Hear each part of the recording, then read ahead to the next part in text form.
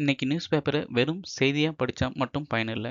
UPSC and TNPSC சிலபஸ்ல link பண்ணிட்டு extra exam point சேர்த்து previous year கொஸ்டினோட connect பண்ணாதான் films and mains எக்ஸாம்ல mark வரும்.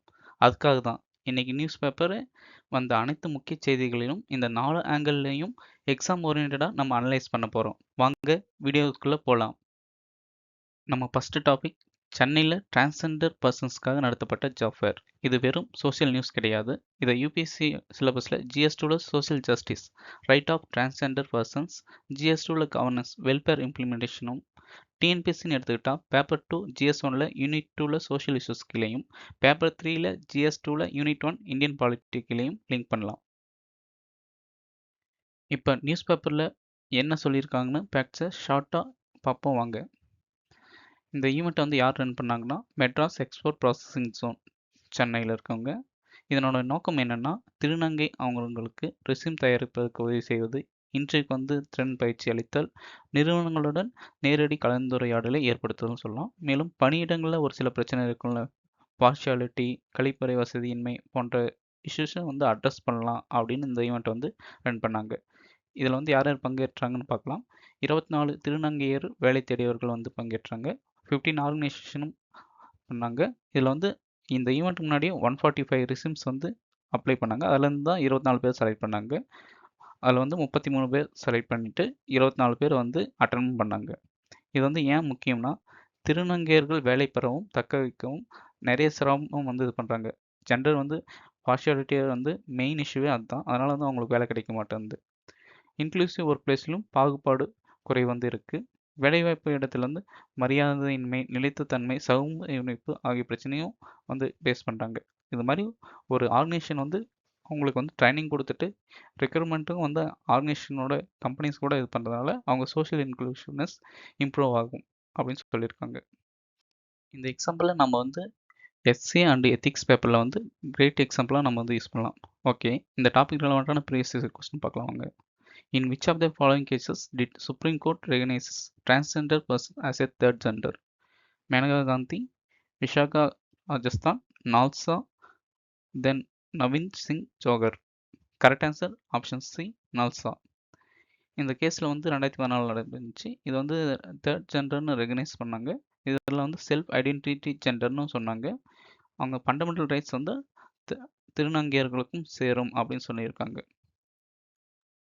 ஓகே ஃப்ரெண்ட்ஸ், செகண்ட் டாபிக் போகலாமா? The right moment to boost India and Ethiopia ties. இந்த editorial வந்துச்சு. இதில் வந்து இந்தியா எத்தோப்பியா வந்து ட்ரேட்ஸ் வந்து எது மாதிரி இம்ப்ரூவ் பண்ணலாம், பைலேட்ரல் ரிலேஷனை எது மாதிரி இம்ப்ரூவ் பண்ணலாம்னு வந்துச்சு. அதை பார்க்கலாம். ஃபர்ஸ்ட் வந்து யூபிஎஸ்சி சிலபஸ்னா GS2ல ஐஆர் கூட இந்தியா ஆப்ரிக்கன் ரிலேஷன்ஸ் கீழே வரும். நெக்ஸ்ட் GS2ல குளோபல் குரூப்பிங்ஸ் அதுக்குள்ளேயும் வந்து வரும். நெக்ஸ்ட் டிஎன்பிஎஸ்சின்னு எடுத்துக்கிட்டால் பேப்பர் 3ல GS2ல யூனிட் 1ல இந்தியா அண்ட் வேர்ல்டு, பேப்பர் 3ல GS2ல கரண்ட் அஃபேர்ஸ் பண்ணி சொல்லலாம். நியூஸ் பேப்பரில் சொல்லியிருந்த இம்பார்ட்டன்ட் பாயிண்ட்ஸை பற்றி பார்க்கலாம் வாங்க. எத்தோப்பியா வந்து ஏன் முக்கியத்துவம் அப்படின்னு சொல்லியிருந்தாங்க. ஃபர்ஸ்ட் வந்து இம்பார்ட்டன்ட் ஃபேக்ட்ஸ் வந்து சொல்லியிருக்காங்க எத்தோப்பியா பற்றி.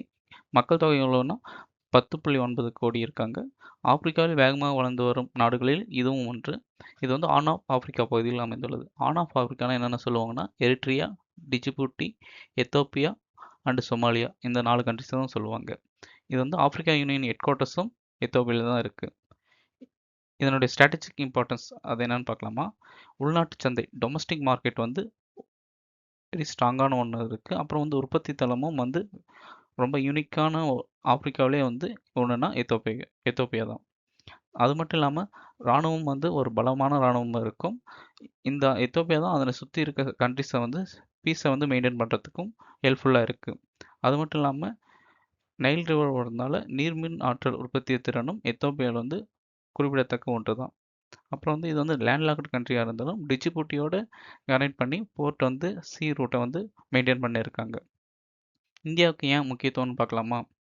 ஆப்பிரிக்காவிலே ஒரு important partner trade and military எல்லாமே பார்த்திங்கன்னா நம்ம எத்தோப்பியா தான். உள்நாட்டு மோதலும் இருந்துச்சு, ஆனால் இப்போ வந்து எத்தோப்பியா வந்து ரெக்கவர் வெள்ளாச்சு. மற்ற ஆப்பிரிக்கா கண்ட்ரியை கம்பேர் பண்ணும்போது எத்தோப்பியா வந்து ஒரு ஸ்டேபிளான இருக்குது.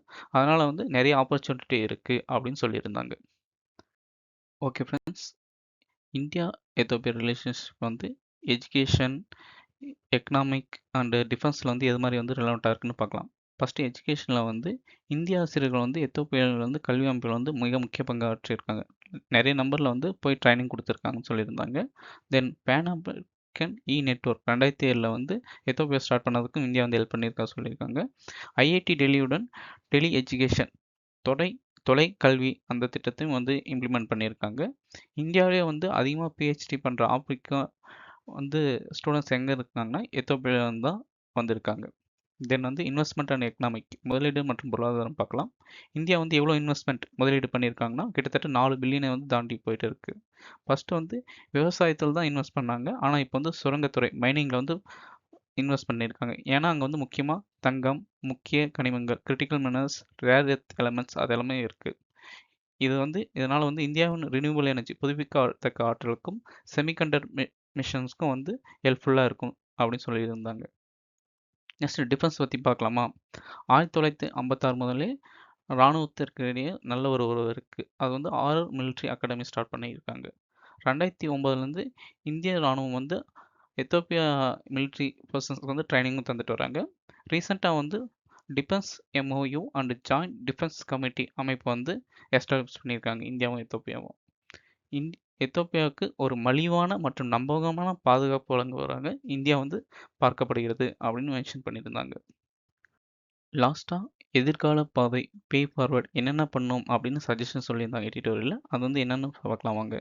நியூ ஆப்பர்ச்சுனிட்டி என்ன சொல்லியிருந்தாங்கன்னா எத்தோப்பியா வந்து ரீசெண்டாக வந்து பிரிக்ஸில் வந்து மெம்பர் ஆனாங்க. பிரிக்ஸ்னா Brazil, Russia, India, China, South Africa start பண்ணது. இப்போ வந்து ரீசெண்டாக நிறைய மெம்பர்ஸ் வந்து ஆட் பண்ணாங்க.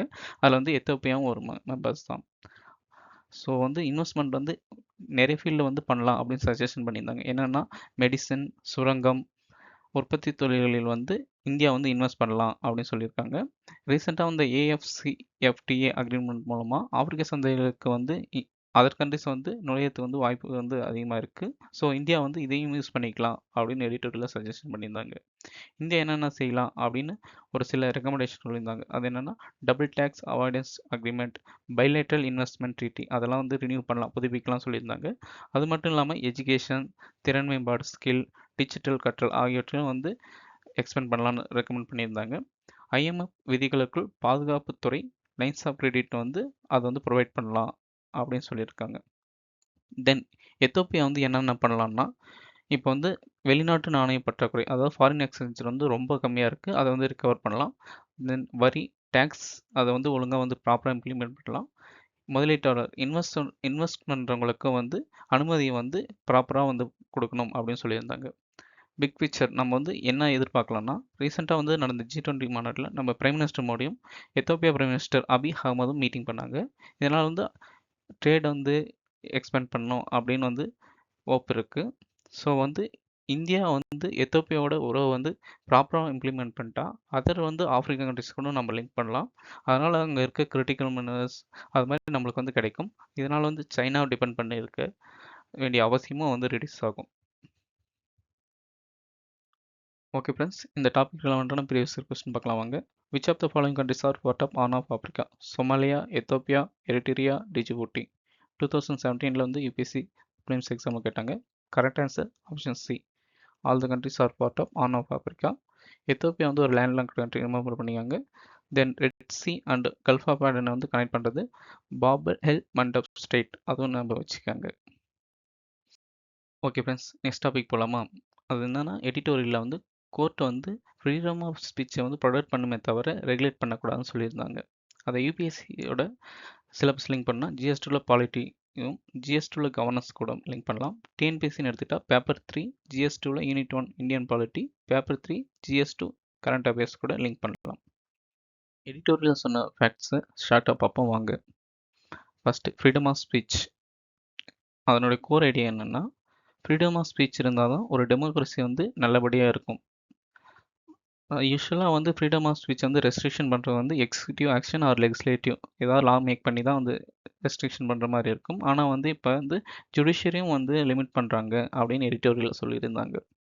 இந்த டிபேட் வந்து எது மாதிரி ஸ்ட்ராட்டஜின்னு பார்க்கலாமா?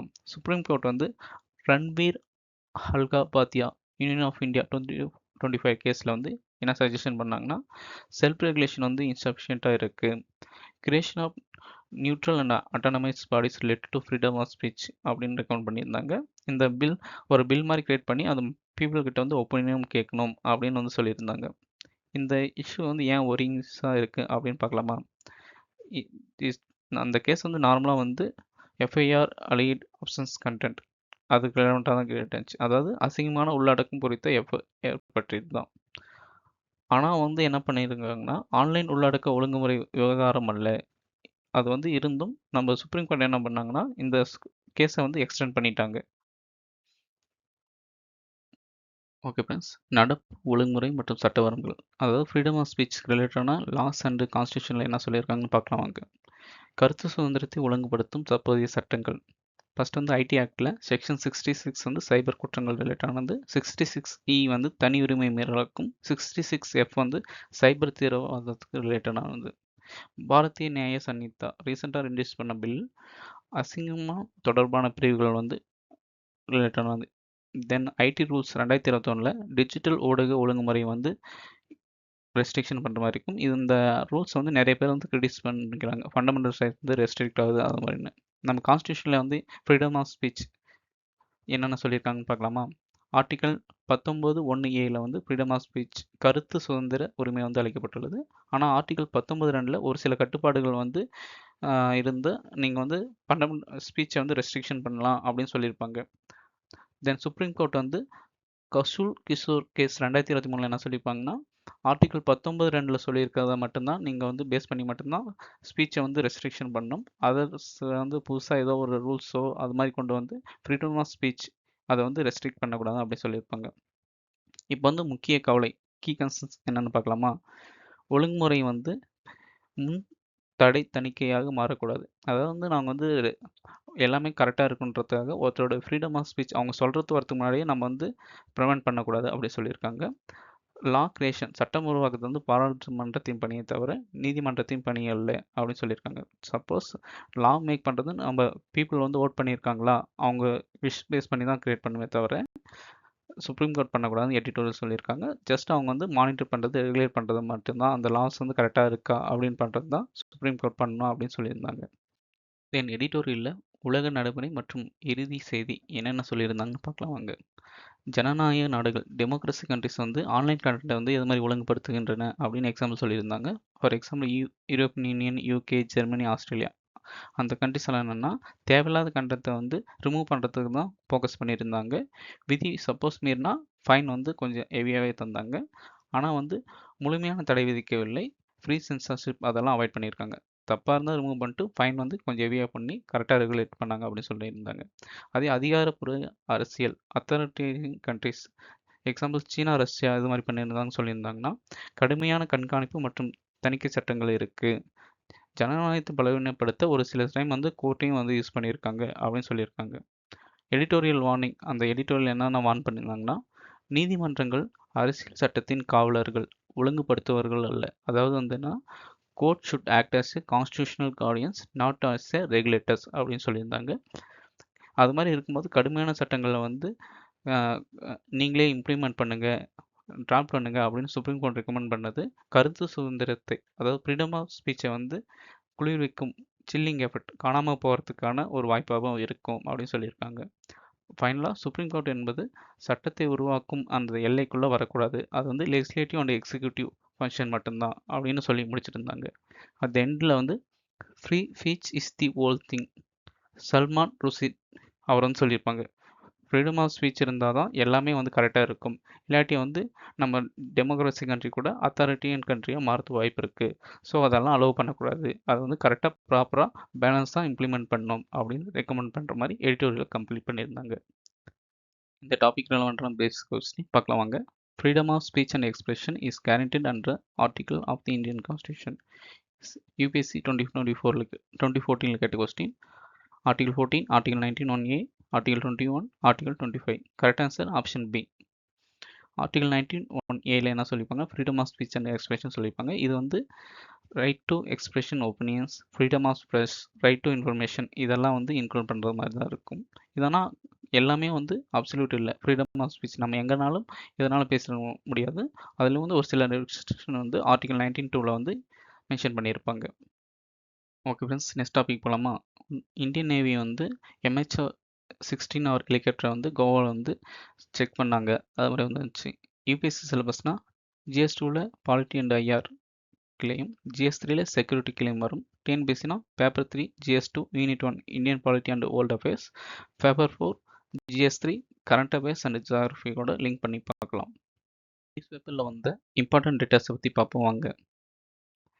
இந்திய கடற்படை 2வது MH16R ஹெலிகாப்டர் வந்து INAS 335 கப்பலில் வந்து டிசம்பர் 17ஆம் தேதி 2025 கோவாவில் வந்து ஜாயின் பண்ணாங்க. இது வந்து கடற்படை தளபதி அட்மிரல் தினேஷ் கே திரிபாதி முன்னிலையில் தான் நடந்துச்சு. MH16R ஹெலிகாப்டர் இது வந்து மேம்பட்ட ஆயுதங்கள், சென்சார்கள், நவீன ஹேவினாக்ஸ் அது மாதிரி வந்து கன்சிஸ்ட் பண்ணியிருக்கும். இது வந்து US பில்ட் பண்ண ஒரு ஹெலிகாப்டர் தான்.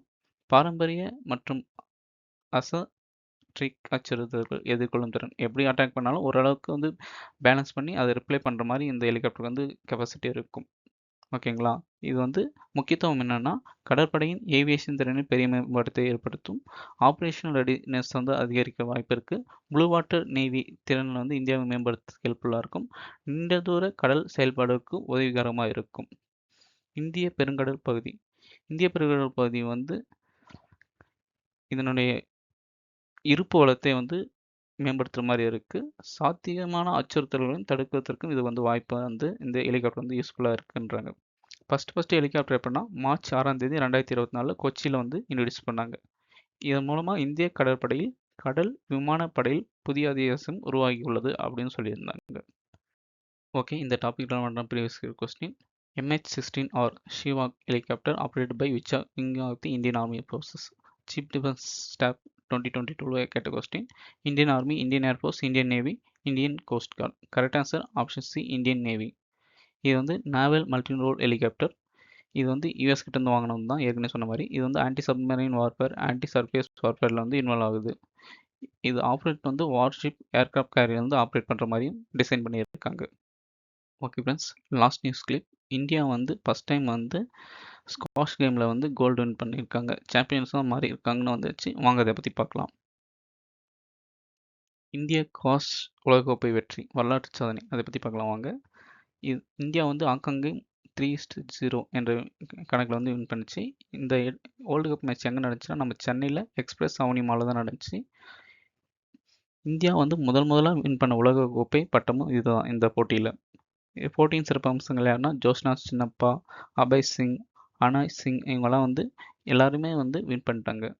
ஏன் சிறப்புன்னு பார்க்கலாமா? உலகக்கோப்பையில் இந்தியாவின் சிறந்த செயல்பாடு இதுதான். இந்த சிறந்த சாதனை வந்து 2023 வெண்கல பதக்கம் ப்ரோன்ஸ் வின் பண்ணது தான் டாப் 1 இருந்துச்சு.